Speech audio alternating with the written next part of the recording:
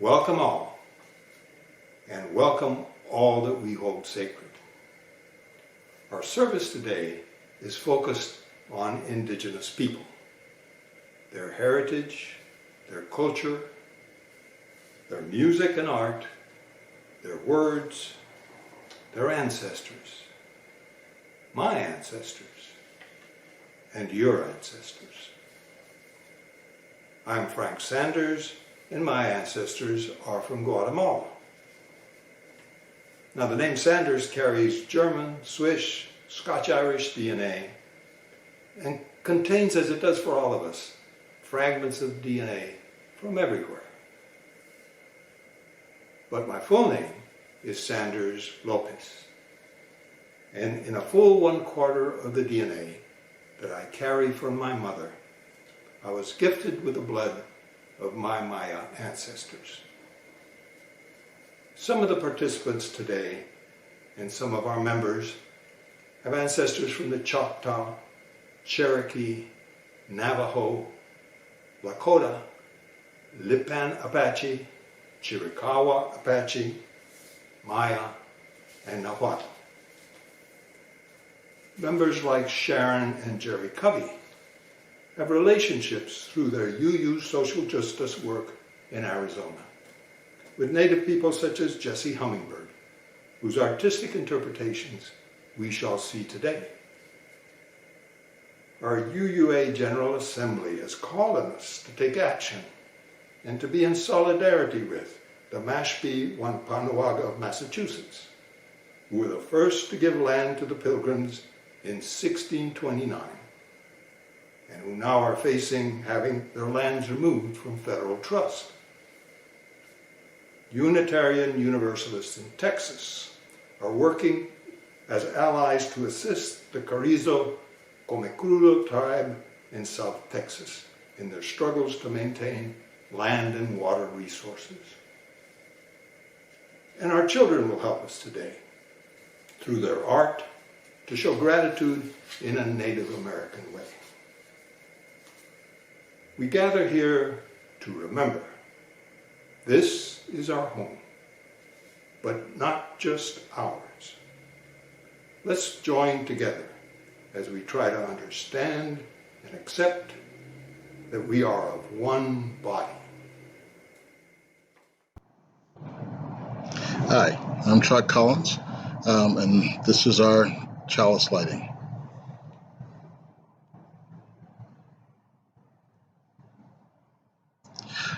What I'm wearing now is a regalia that I wear during when I'm doing gourd dancing. It's actually based on a Choctaw design. My family, my grandfather's family, are Choctaws, and so for today's chalice lighting, I'm going to start with a Choctaw prayer. The track of the sun across the sky leaves its shining message, illuminating, strengthening, warming us and who we are, showing us we are not alone, we are yet alive, and this fire, our fire, shall not die.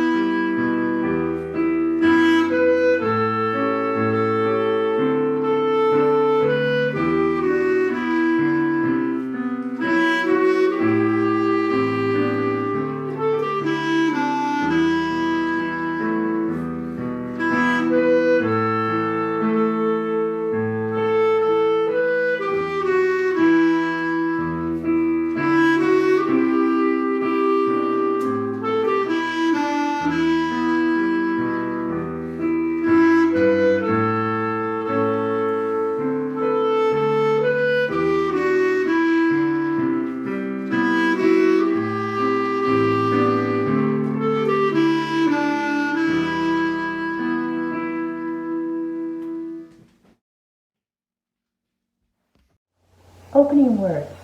This is our home, but not just ours, by Laura Bogle. We gather here to remember this is our home, but not just ours. This land we live on, the water we drink, the air we breathe.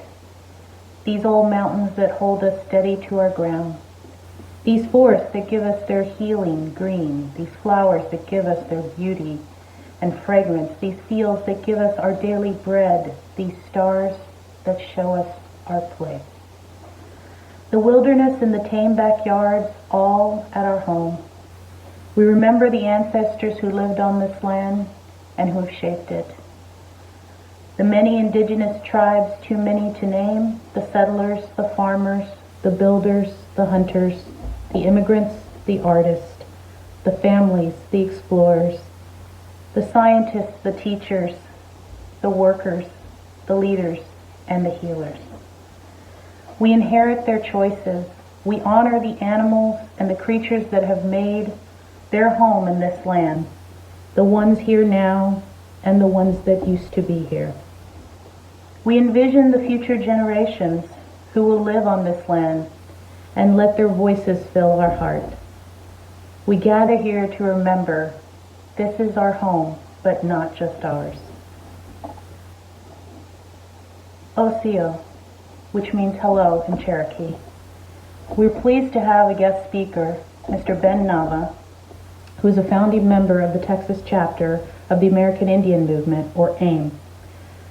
He's generous enough to spend time with us today to share his stories and his native culture and his experiences.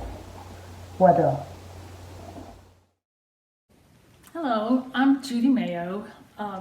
I'm a member of the San Gabriel Unitarian Universalist Fellowship, and today I'm participating on behalf of my husband Sid to honor his Choctaw ancestral heritage. His grandmother was a Choctaw Native American from Louisiana. Today's affirmation was shared by the Indigenous UU ministers who were presenters at the General Assembly's session on covenants and colonialism. This particular affirmation they thought was inspirational and inclusive. It is currently used by the UU Church in Cambridge, Massachusetts. Please read with me. We covenant with one another and with all we hold sacred. We answer the call of love, welcoming all people into the celebration of life, searching for truth and meaning, striving for justice and compassion, to nourish and serve one another, our community, and our world. Good morning, everyone. It's wonderful to be with you, and I've got a Wonder Box with me as well. You want to take a guess as to what might be in here? Let's use our wondering minds together. It's our curiosity and those questions that we ask that help us learn and grow together. I'm going to shake this a little bit. Somewhat clunky, somewhat noisy. Tell someone near you what might be in here, you think. Let's see. I've got some small cobs of corn. Corn is indigenous or native to the Americas, and was first domesticated by indigenous people in southern Mexico about 10,000 years ago. Today, corn is grown all over the world, more than any other grain.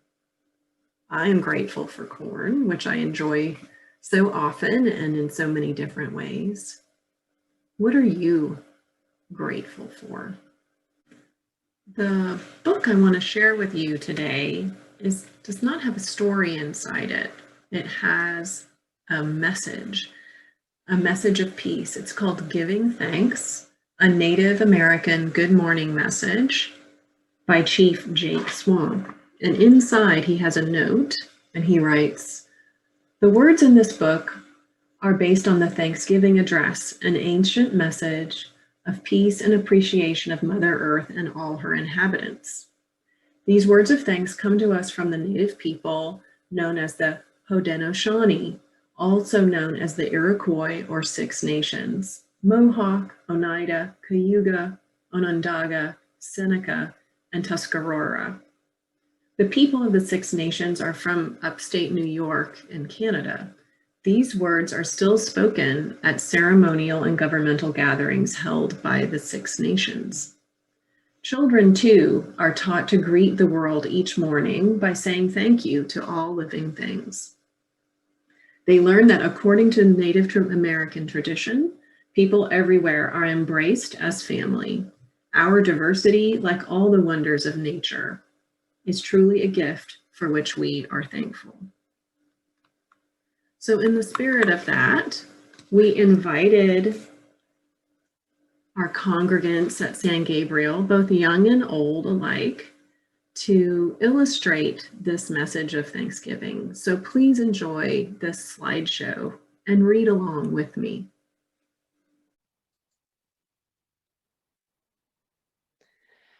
To be a human being is an honor, and we offer thanksgiving for all the gifts of life.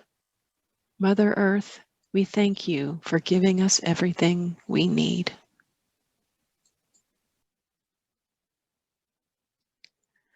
Thank you, deep blue water around Mother Earth, for you are the force that takes thirst away from all living things.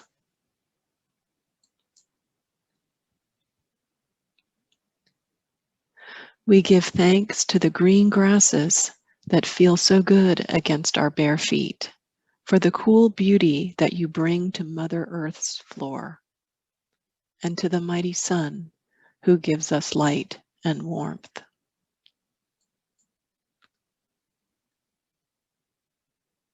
Thank you, good foods from Mother Earth, our life sustainers, for making us happy when we are hungry. Fruits and berries, we thank you for your color and sweetness. We are all thankful to good medicine herbs for healing us when we are sick.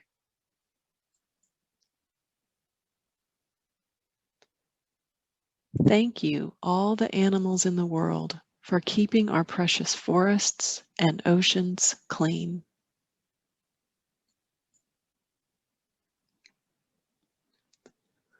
All the trees in the world, we are thankful for the shade and warmth you give us.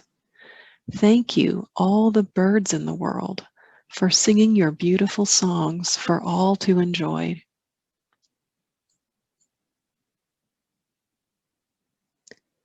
We give thanks to you, gentle four winds, for bringing clean air for us to breathe from the four directions.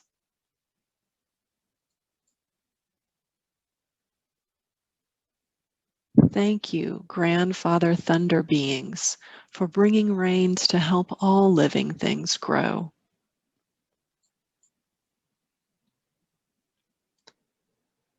Thank you, Grandmother Moon, for growing full every month to light the darkness for children and sparkling waters.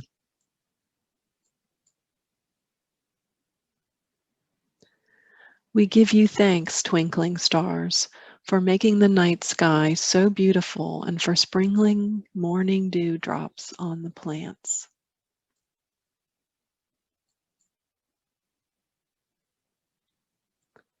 Spirit protectors of our past and present, we thank you for showing us ways to live in peace and harmony with one another.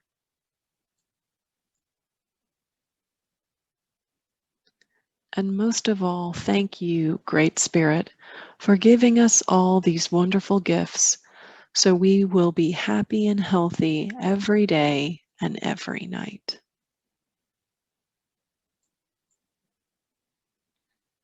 Many thanks to Bob and Billy for their drawings, and the children who also contributed in order of the slides are Roland, Dax, Coralie, Cricket, Zach, Iggy, Olive, Amelia, Evelyn, and Colin.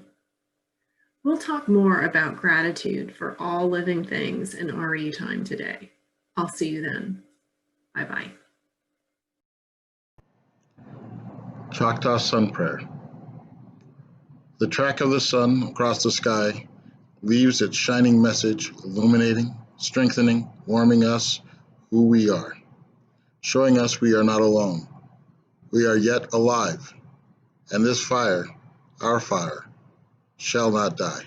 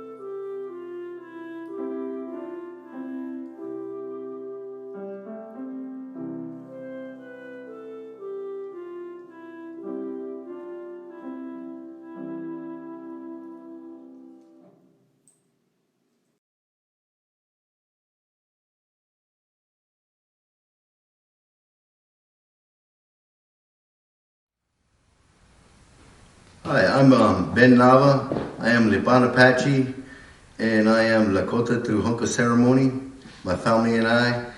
And I'm here to talk a little bit about the activism work that I have worked with on different levels of state and nationwide. We've worked with the Kickapoos when a lot of stuff was going down in Eagle Pass. And I've worked a lot with getting stuff at the Capitol, trying to get things passed through there. We worked a lot on the KXL pipeline with a lot of the protests and everything like that. And we also was up at Standing Rock when all the stuff was going in the Standing Rock with the pipelines up there. We did a lot of people out there. It was pretty good feeling. We sang a lot and did a lot of stuff. You know, we did a lot of marches and stuff like that. I wasn't there when all the bad stuff was there. I had to come back to work, but I was there probably about a week and met Dallas Goldtooth and Juanita Locke and a lot of different ones like that. You know, met with them. They also came to Dallas when we were protesting there at energy partner transfer, something like that. We was protesting there, and then we went to Kelsey Warren's house and protested out there also. You know, there's a lot of stuff going on. You know, especially with the pipeline stuff, a lot of, you know, they're making it felony charges for if you protest, you know, pipelines and stuff like that, which I feel is wrong because, you know, it's not only affecting Native people, but it's also affecting non-Indigenous people, the wildlife, you know, all the rivers and all the waters, especially the spring water. That's what we're worried about too. You know, it not only affects us, it affects everybody. You know, so that's what we protest a lot. You know, I've been with the American Indian movement since it started here in Texas. I'm one of the co-founders of the Texas chapter. You know, worked with Juan Montiel, Dave Ortiz, John Falcon. You know, we had Vernon Bellecourt, Dennis Banks, a lot of the older ones like that. And also worked with Clyde Bellecourt. You know, go to Wounded Knee up there to the memorial. Was invited out there. We did some stuff out there. Also, right now we're still working on pipeline stuff, but it's kind of a little key right now with stuff going on. You know, we're still out there doing protests and stuff like that, but a lot of stuff has to go through the Capitol and stuff like that. We did a lot of stuff like Indigenous Peoples Day and stuff. You know, it's just different things. You know, we also work with you know, a lot of the women and some of the men too, working with a lot of the missing and murdering Indigenous women movement going on with a lot of the women that are being stolen and disappearing. You know, they take them and nobody sees them. They find them dead, or nobody knows where they're at. So there's a lot of people helping with that, and we have a lot of allies, not only native, but non-native help a lot too. And then we're still hoping that Leonard Peltier gets pardoned, but we don't know if that'll happen. He's been locked up for a long time. One of our warriors, one of our activists that's been around for a long time, been locked up since the 70s. Because when all that's happened with Wounded Knee, when a lot of stuff with Dickie Wilson and all that other stuff, that was back in the 70s, I was still little. But I hear a lot of the stories from a lot of the older Aimsters that are still around. And then we met ones like John Trudell. He was one of our spokespersons. He was one of our, his mind is like, and when he spoke, he listened. He was a real good speaker. And then, we talk about a lot of different things, why, they always ask, why can't we do this, why can't we do that, especially like during Halloween and stuff like that with feathers and stuff like that. A lot of that stuff is earned. The bonnets, the wapahas, those are earned. They aren't just given away. There's a lot of detail that goes into earning these things. A lot of those are sacred to us. It's like people say, "Oh, it's like somebody getting a Medal of Honor and putting it on. Do they deserve wearing that?" I say no. A lot of people would be upset and probably beat them up. But to us, that's the same thing. For us, it's like, you wear that bonnet. You earn it in the right way. Myself, I've had one for 4 years. I earned mine. I'm one of the Sundance leaders up in South Dakota. I go to Lakota Res up there and pray. So I'm one of the leaders up there. That's why I know why it's disrespectful to wear these things, and some people don't understand until they're in our shoes, and know these protocols, and they'll understand. But until then, they won't ever understand because they don't want to learn. They don't care. To them, it's just a costume, but to us, it's more than that. And these are things that we earn. These are things that belong to us. Don't misuse them. It's different things like that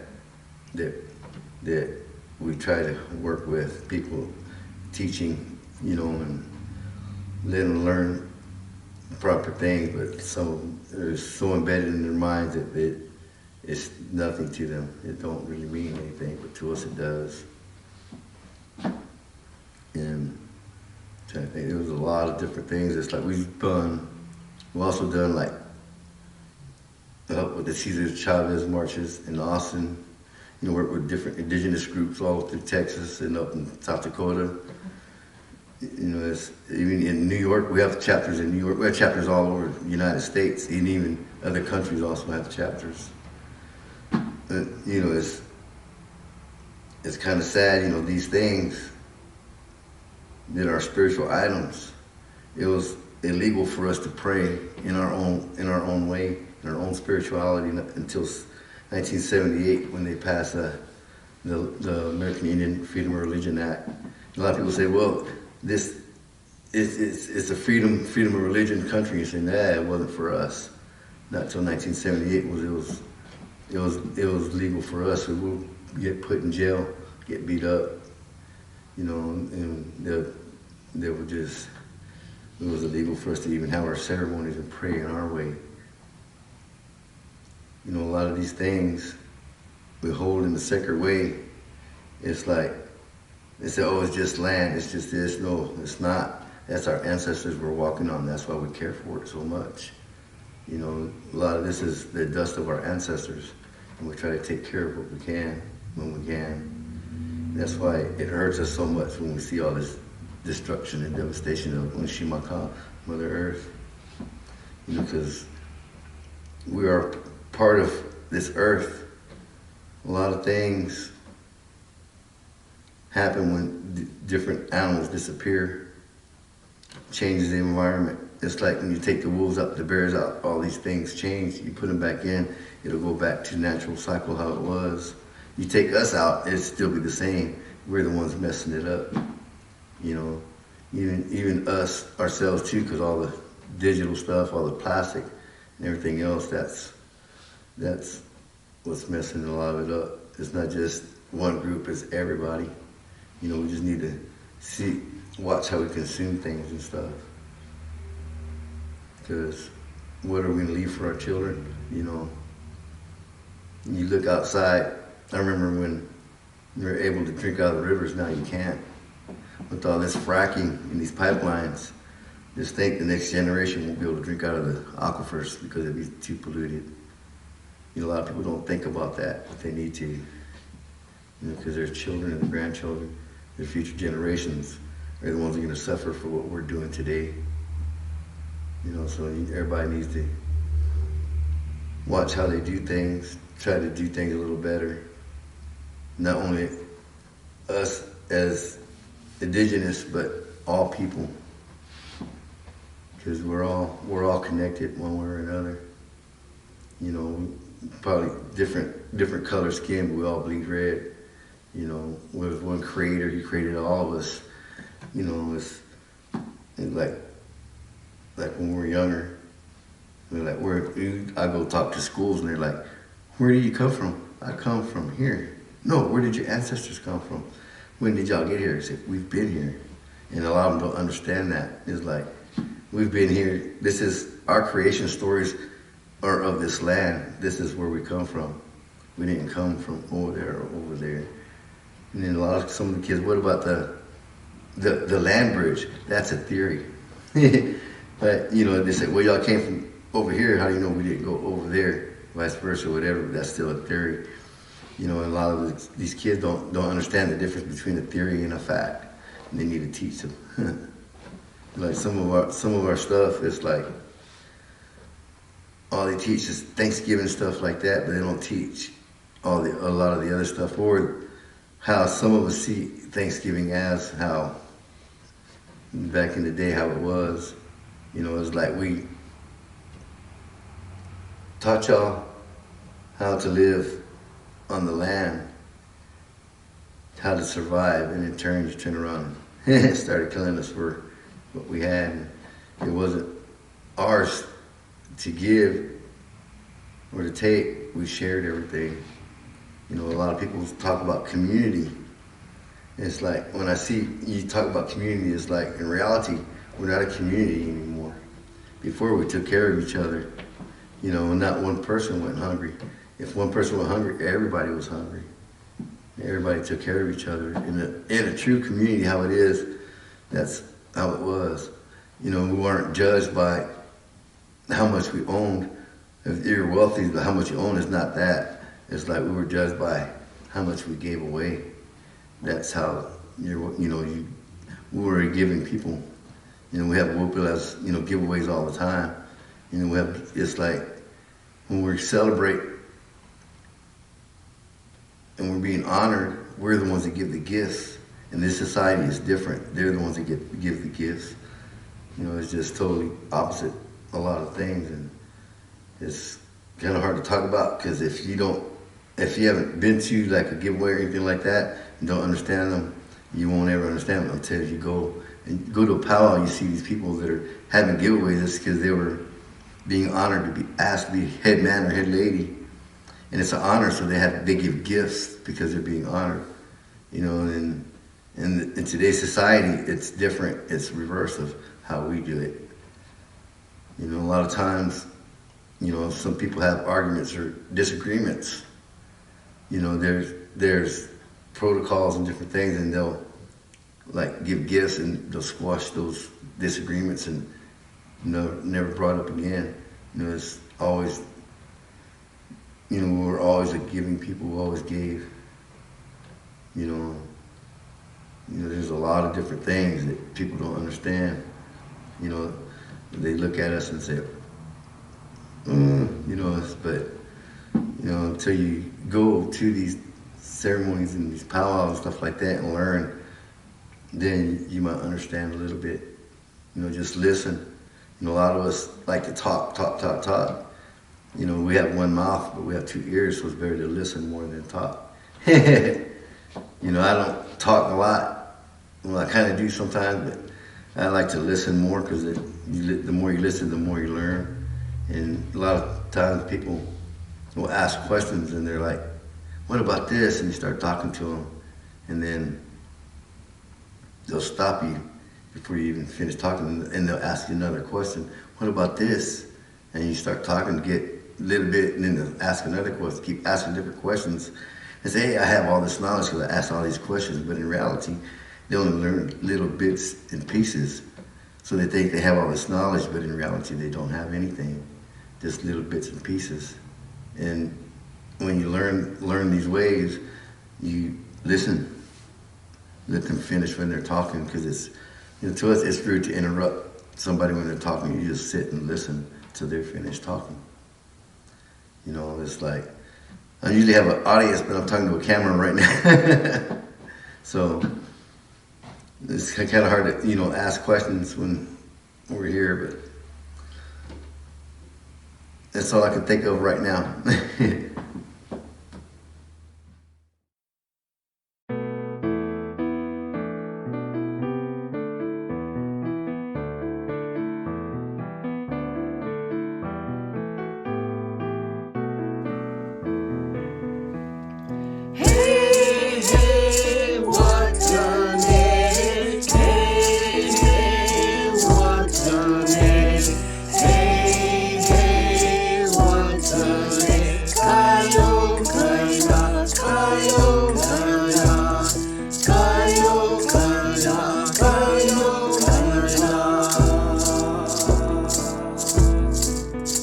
With my long tail, feathers floating as I fly, I circle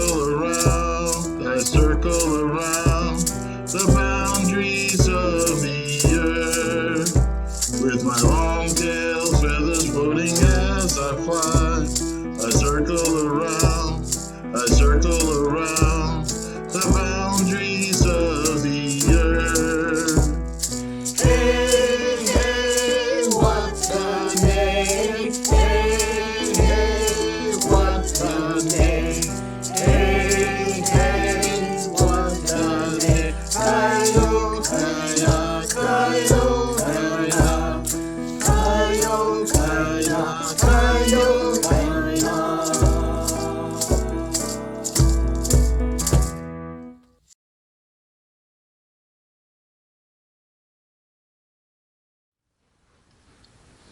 Yes, and as we were talking about, a lot of things, it's like growing up, especially in the city or in urban areas, especially when you're children, they go through a lot of things, especially when they have traditionally with the long hair, they're picked on and stuff like that. The hair is an extension of our spirit that helps who we are. In the braids, there's prayers that go in those braids. And a lot of these people don't understand that. They say, well, it's okay over here, but they don't see all the little things that they say and stuff like that. There's things that are said. It's like one of our friends, her little boy plays baseball, for instance, and they're telling him a bunch of stuff, or they're going to cut his hair, or they're going to cut. He's like, yeah, I like to see him try, but still, they shouldn't be like that. A lot of our kids go through a lot of stuff, especially in the school districts. We have a lot of them that are fighting, so they don't have to cut their hair. And it's like, you tell us we're supposed to look like this, but yet, a lot of y'all there telling that our hair should be cut, but yet you're there praying to somebody with long hair. It's like, you have this image of what men are supposed to look like, what women are supposed to look like. But if you look now, you have women with short hair, men with long hair. It's, to us, it's a part of who we are. It's part of our spirituality also. Just growing up, it's not easy. Get teased a lot and stuff like that. My kids went through a lot of that. And a lot of times, the only time they recognize us is during like Thanksgiving and stuff like that. It's the only time we're talked about. It's like we do presentations at our kids' school when they were little. Oh, it's an Indian. It didn't come back a month later to another function. Look, you're still an Indian. I said, yeah, it won't change it. You're born like that. A lot of the kids, they're taught in past tense. We're always referred to as in past tense, not present. You know, we're alive and well, we're here. You know, a lot of us don't walk the red road. There's a lot of us that take other paths, but there's a lot of us that are still do follow our traditional ways. It's like all my kids go to ceremonies and stuff like that, but one of my sons kind of got away from it for a while, and he came back. You know, it's like that way is always there. You know, it never shunned. There's always a way back to the ceremonies. It's just willing to come back. You know, and we sang their songs. Is like one song we sang. We say it's his song, but it's a lot of the young men. You know, we call them back, and one of the songs is talking about that. And a lot of young men go missing or disappeared, and then they'll wind up coming back. But one of the songs we would sing, they helped them come back. And that we had learned, and it goes.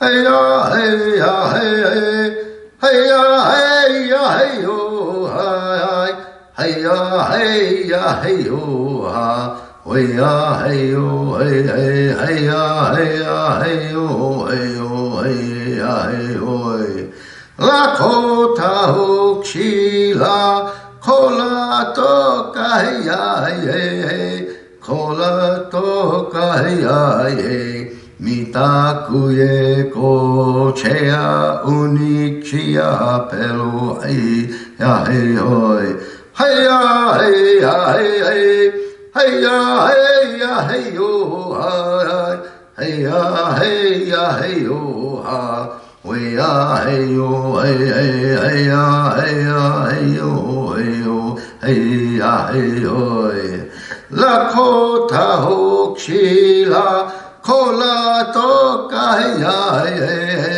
kola toka ya mitakuye ko chea unikshia pelu ay The boys was a little rough right now because they're blowing leaves and stuff. So I'm like, all that dust still coming up. Yeah, so, you know, we sing these songs, and a lot of these songs calling those young men back, come back, that the people were looking for them, that people need them back. And, you know, so that's one of the songs we sing, you know, and my son started coming back to ceremonies, and we give thanks for these songs. You know, a lot of them, they're just songs, but in reality, they're not. That's how we communicate to Creator, is through our voice. You know, this song, that's how He hears us, is through song. That's why we have a lot of different prayer songs. We have calling songs, you know, prayer songs, different ones, and spirit leading songs. All depends on what you're praying for, which songs you're singing, when you sing them at certain times. That was kind of one of the songs that we sing. You know, like going back to like how the kids are treated. You know, you gotta remember and think about, you know, don't tease them because of their hair. You know, don't tease them because if they speak differently. A lot of them, you know, a lot of the younger ones that I know that are still on the res, that they speak broken English because their first language is Lakota, or first language is Apache. It all depends. You know, you can hear they talk a little different because, you know, it's like when some of the immigrants come, they don't speak English, but they broken up English a little bit. It's kind of the same thing. A lot of our elders that don't speak English, you know, like my grandma and my grandpa, they didn't speak English. They spoke broken English real bad, but they didn't speak, that wasn't their first language. You gotta remember, you know, no matter what culture it is, that, you know, that if they talk like that, it's because English isn't their first language. And that's not only in ours, but even other people that come from other places. And don't ever talk down or bad because of how somebody talks or how they look or how they dress. You know, so you don't know if that's their traditional way of doing things. So you respect and honor them, and don't be ugly to people. That's not us. That shouldn't be how. That's how we shouldn't be, talking bad or putting people down. We always should bring people up, help them, It's like treat others how you want to be treated. You want to be ugly. You don't like being treated ugly in a bad way. So always treat people with respect in a good way, especially strangers. Ours. It's like we used to go visit one of my uncles all the time. I would take him tobacco out of respect. But all the time he would always offer food and drink. When somebody comes to our home, we always offer them food or drink. You don't know if they've traveled a long way or if they're hungry, but you always offer something to them, to visitors that come. That's how we were, that's how we grew up. That's what we were taught. You don't know if it's going to be their last meal. They could walk out the door and something happened to them. At least you fed them, gave them water. And they won't go away hungry or thirsty. That's how a lot of people should still be. But there's a lot of people that aren't. And traditionally, like a lot of us are still like that. You go to different places and the first thing you do, hey, you're hungry, you want something to drink.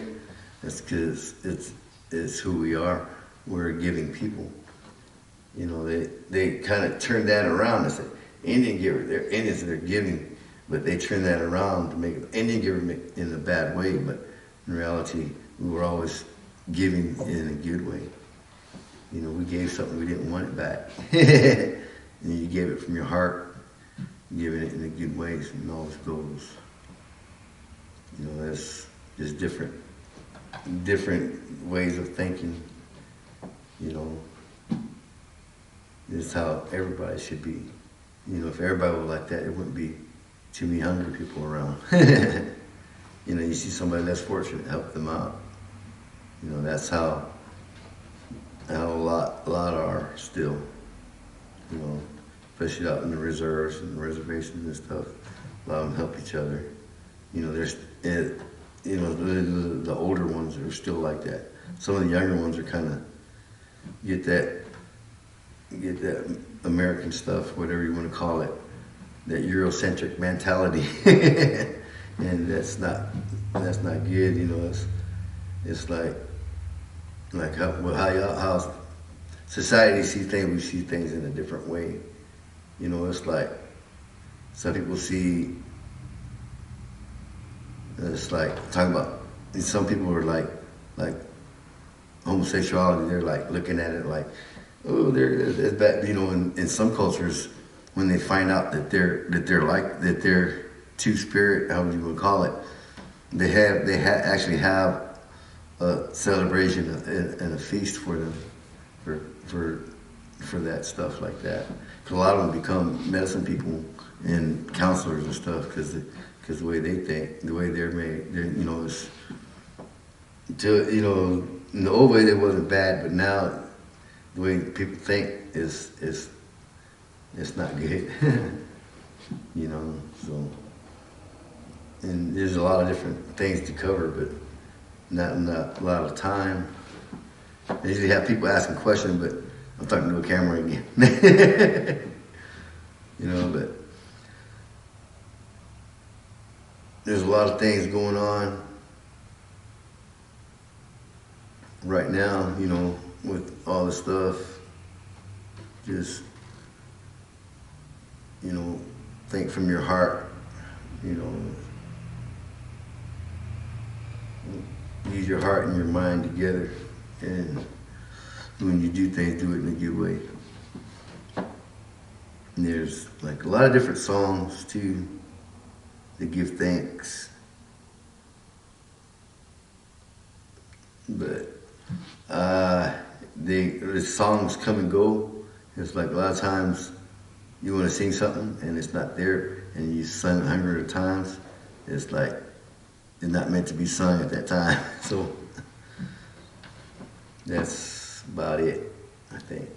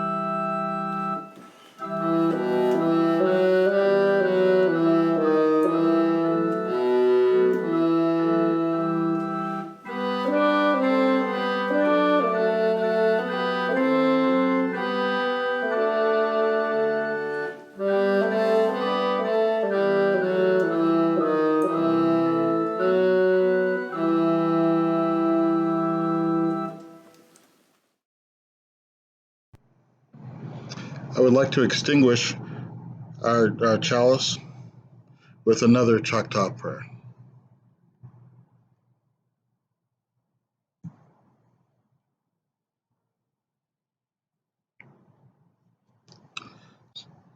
O great Spirit Father, who sits on high beyond the heavens, creator of all life below, please hear my spiritual prayer.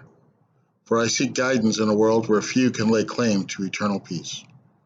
Grant me the vision beyond tomorrow's horizon, yet still accept my daily trials. That must and will be faced to survive. Give me the strength to rise each day and breathe the breath of life that you have provided for me. Touch my spiritual soul so that I may use every moment to spread your sacred message of love and peace for all mankind. I ask only the privilege to speak my native tongue and learn the ways of my people from generations of old. Help me to understand and accept that we are one body, and God, as each spirit flows from one to another in a sacred hoop. Let the trails that bore my ancestors' blood and tears and the chains that bound their freedom serve as reminders to us all of our hate and our savagery against one another, and ensure its trust that we as a people choose never to repeat such an ignorance. Grant Mother Earth the strength to endure all injustices that have been placed upon her, and cleanse her red clay body to renew her growth for new generations to thrive.